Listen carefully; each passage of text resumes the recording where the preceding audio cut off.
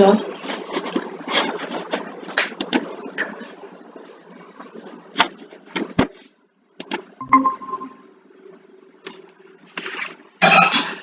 পুরঞ্জন উপাখ্যান রূপক ছলে। পুরঞ্জন কে না জীবাত্মা, এখানে নাম দিয়েছে জীবাত্মাকে। তোমাকে নাম কি দিয়েছে? পুরঞ্জন। তুমি জীবাত্মা, তো পুরঞ্জন এখানে জীবাত্মা, তো তুমি জীবাত্মা না, তোমার নাম এখানে দিয়েছে পুরঞ্জন। ঠিক আছে। নামে এক মহা যশস্বী রাজা ছিলেন। তার এক প্রিয় সখা ছিল ঈশ্বর। দোয়া সুপর্ণা সজা সখায়াম সমানম বৃক্ষম পরিশাশ্বয়াতে। এই একই বৃক্ষে দুজনই সখা আছে, পুরুষ, পরম পুরুষ। সমানম বৃক্ষম পরিশাস্য জাতে, পরিশাস্য জাতে মানে একদম ওতপ্রোত ভাবে বন্ধুত্ব ওদের মধ্যে। কিন্তু সেই সখার নাম কেউ জানে না। জীবাত্মার নাম জানে কলাপিকা, পিনাকি, সোনালী, শ্যামলী, শিপ্রা, শঙ্কু, গোপাল। এই জীবাত্মার নাম সবাই জানে, টুকটুকি, টুসি। কিন্তু এর যে সখা আছে একজন, সেই সখাকে, তার নাম কেউ জানে না। রাজা পুরঞ্জন একদিন সেই সখাকে পরিত্যাগ করে, তুমি একদিন সেই সখাকে পরিত্যাগ করে কি করলে না, আমি বাস করব এই ভাব নিয়ে বসবাসের জন্য একটা পুরী অন্বেষণ করতে রইলে। এবং হিমালয়ের দক্ষিণ দিকে একটি সুন্দর পুরী, যেটাকে তুমি সুন্দর ভাবো। এই সুন্দর পুরীতে কি আছে? এই সুন্দর পুরীতে যা যা আছে ভেতরে, তার সবে হাত লাগলে মানুষ হাত ধোবে। এমন কিছু নেই ভেতরে যা হাত লাগলে মানুষ হাত ধোবে না, ঘেন্নায়। এই ভেতরে যা আছে, রক্ত হাতে লাগলে হাত ধোবে, রক্ত নিয়ে কেউ খেতে পারবে বলো? খেতে পারবে না। তারপরে কি আছে? মূত্র আছে, মূত্র হাতে লাগলে কি মূত্র নিয়ে তুমি ভাত খেতে পারবে? খেতে পারবে না। মল আছে, পায়খানা আছে ভরে ভরে, সেগুলো হাতে লাগলে তুমি খেতে পারবে? খেতে পারবে না। নাড়ি ভুঁড়ি যাই বলো, যাই তোমার হাতে লাগুক না কেন, এতই সুন্দর এই শরীরটা যে যার ভেতরে যেগুলো আছে মাল মেটেরিয়াল, তাতে যদি আমি হাত লাগাই, আমি কিন্তু, আমাকে হাত ধুতে হবে সাবান দিয়ে। আর সেই পুরীটার উপরে আমার খুব মমত্ব বুদ্ধি, আমার খুব ভালো লাগে তাকে, যত সুখ আমি দিতে চাই। অথচ জ্ঞান হচ্ছে এটাই, এর ভেতরে যেগুলো আছে সেগুলো আমার হাতে লাগলে আমাকে হাত ধুতে হয়। সুন্দর পুরী একটা সে খুঁজেছে, সেটা হচ্ছে মনুষ্য দেহ। সেই পুরীর 9টা দ্বার আছে, 9টা দরজা আছে। কি কি খোঁজো? তোমার পুরীতে 9টা দ্বার আছে, তোমার শরীরে 9টা দ্বার। Yes, one. মুখ একটা, ওটা কটা? দুটো। দুটো, তাহলে 3টে হলো। ইয়েস, 4টে 5টা হলো। ইয়েস, 6টা। এখনো 3টে।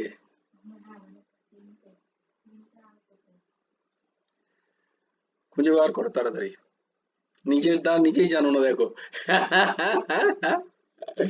আমি এত কিছু জানি, আমি আমার শরীরের দ্বারই জানি না। মা বলো, তোমার শরীরে 9টা দ্বার আছে কি কি?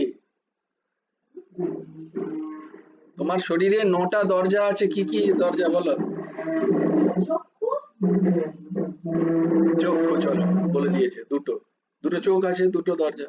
হ্যাঁ, তাহলে তোমার কর্ণ কি হলো? তাহলে কর্ণে কটা দ্বার? দুটো। তাহলে দুটো চোখের দ্বার, দুটো কানের দ্বার, তাহলে কটা হলো? 4টে হলো। নাসিকা কটা দ্বার? 6টা। মুখ 7টা। আর হ্যাঁ বলো, দুটো বলো। এত লজ্জা পাওয়ার কিছু নেই, ওর ভেতরে কিছু নেই। নিচে দুটো, একটা উপস্থ একটা পায়ু। আমরা তো জানি এটা কর্মদ্বার। হ্যাঁ, একটা দিয়ে পায়খানা বেরোয়, একটা দিয়ে হিসু বেরোয়, সিম্পল। তো এই দুটো দ্বার, তাহলে টোটাল 9টা দ্বার সেই পুরীতে। পুরীতে বসত ইতি পুরুষা। হ্যাঁ, পুরী ক্ষেত্র, বাহ খুব ভালো বলেছো। আর ক্ষেত্রজ্ঞকে, তুমি ক্ষেত্রজ্ঞ, তো এটা হচ্ছে ক্ষেত্র। এই ক্ষেত্রে 9টা দ্বার, এই পুরীতে, এই ঘরে, এই প্রাসাদে 9টা দ্বার আছে, দেখতে পেলে 9টা দ্বার। 5টা উপবন আছে, ছাড়ো, 5টা বাজারও আছে। সেই পুরীতে পুরঞ্জনী, পরে আসছে পুরঞ্জনী। পুরঞ্জনী হচ্ছে বুদ্ধি, জীবাত্মা হচ্ছে পুরঞ্জন, আর বুদ্ধি হচ্ছে পুরঞ্জনী। তো সেই পুরঞ্জনী স্ত্রীলোক, তাকে দেখে পুরঞ্জনের খুব প্রেম জেগেছে, দেখে একদম লাট্টু খেয়ে গেছে পুরঞ্জন বুদ্ধিকে দেখে। পুরঞ্জনীর সঙ্গে আরো 10 জন তার ভৃত্য আছে। বুদ্ধির ভৃত্য কে কে?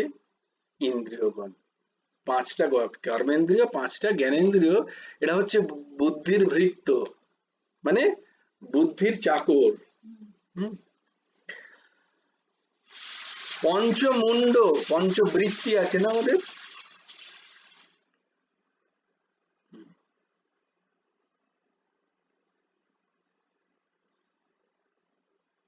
বিশিষ্ট এক সর্প প্রাণ আছে, প্রাণের 5টা বৃত্তি।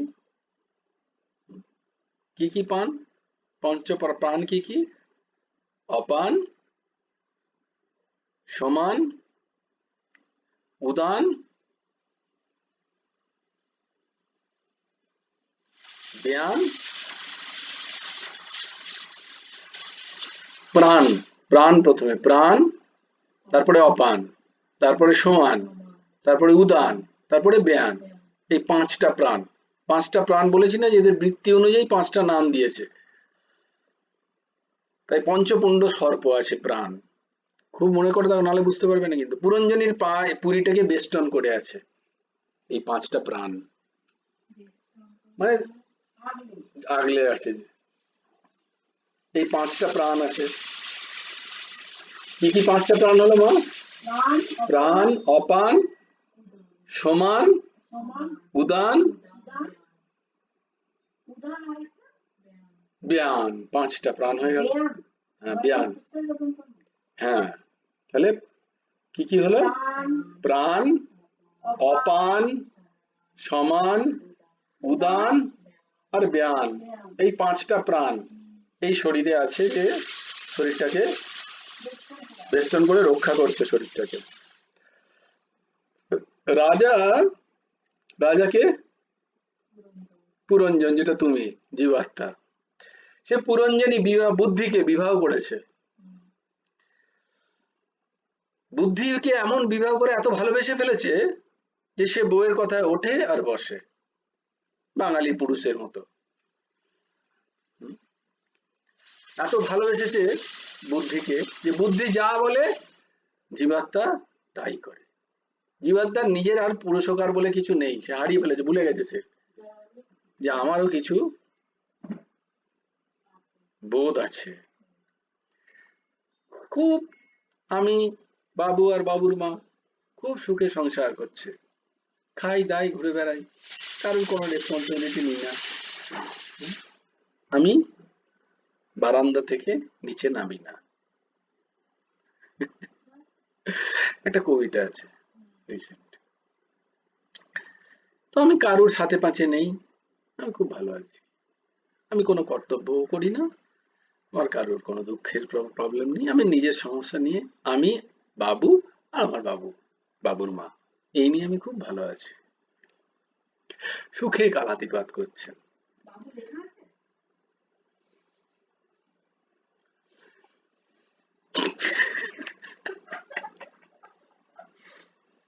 গোপাল বলো, গোপাল।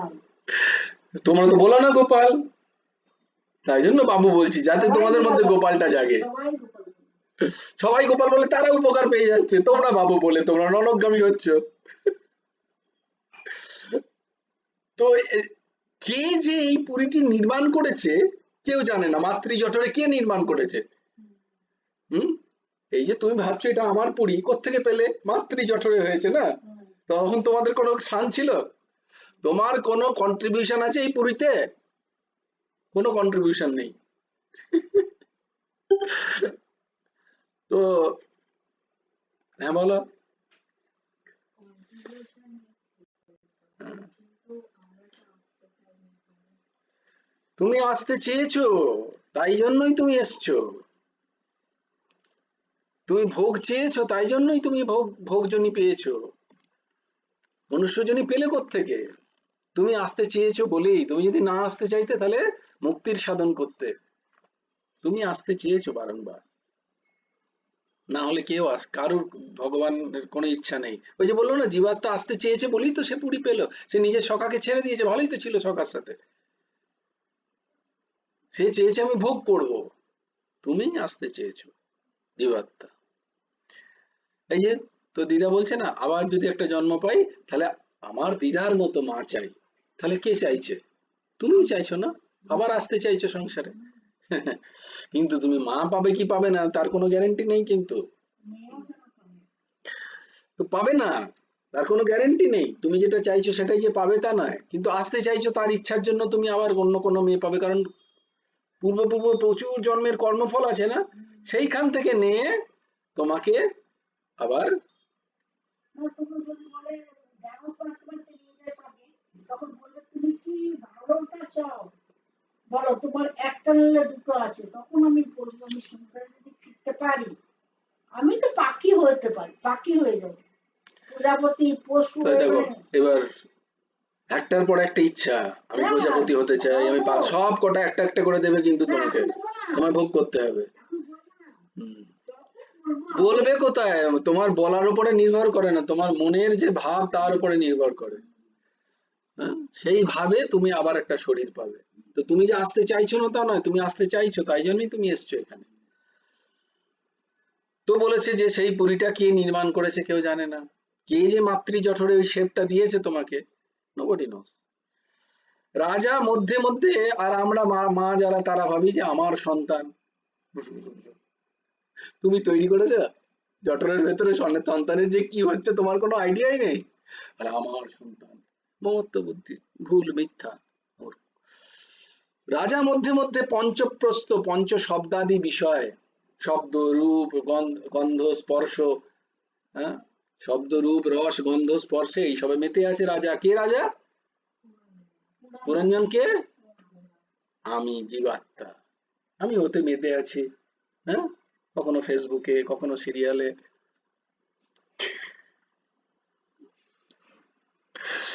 কখনো কখনো বিটিএসে, কখনো আধুনিকে, কখনো সুক্ততে, কখনো ধোকাতে, কখনো পিজাতে, কখনো বার্গারে।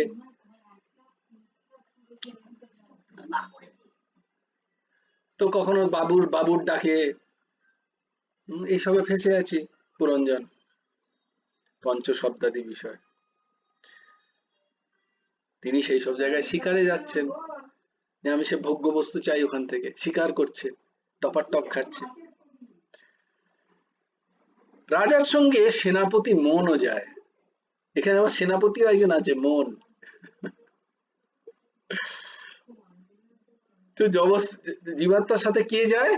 না, জীবাত্মা তখনই ভোগ করতে পারে যখন মন সেনাপতি যায় ওর সাথে, সঙ্গ দেয়, তখনই সে স্বীকার করতে পারে, না হয় তার স্বীকার করার ক্ষমতা নেই। রাজা জীবাত্মা ধনুর্বাণ নিয়ে শিকারে গিয়ে অনেক অনেক মৃগ, শস, বৃক প্রভৃতি বধ, কি এগুলো বিষয় ভোগ, এইগুলোই শিকার। বিভিন্ন বিষয়গুলোকে সে শিকার করে নিয়ে আসে, এই শব্দ রূপ রস গন্ধ আদি যে ক্ষেত্র, সেখান থেকে, বন থেকে। এবং পরিশ্রান্ত হলে গিয়ে গৃহে ফিরে এসে পত্নীর নিকট অন্তঃপুরে, বুদ্ধিতে যায় তখন।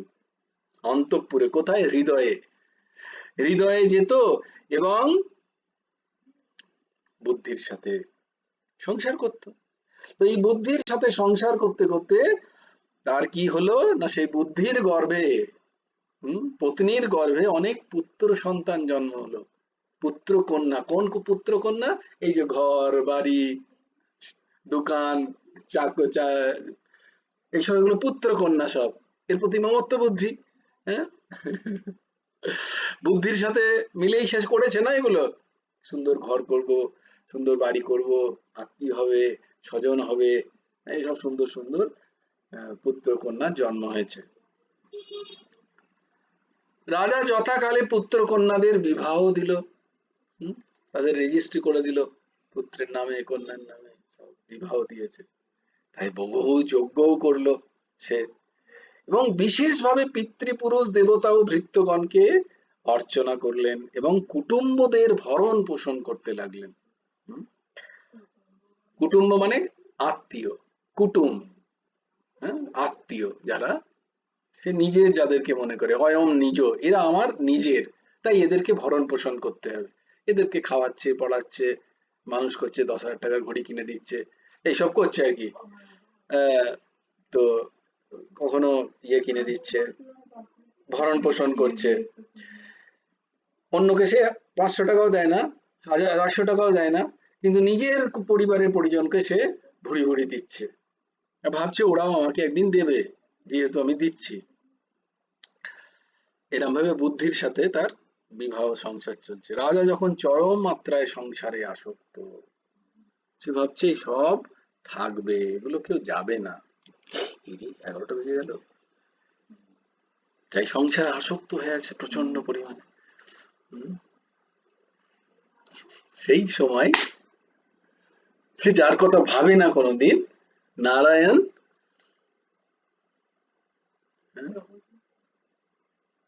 दो बातन को याद रख, जो चाहे कल्याण, एक नारायण,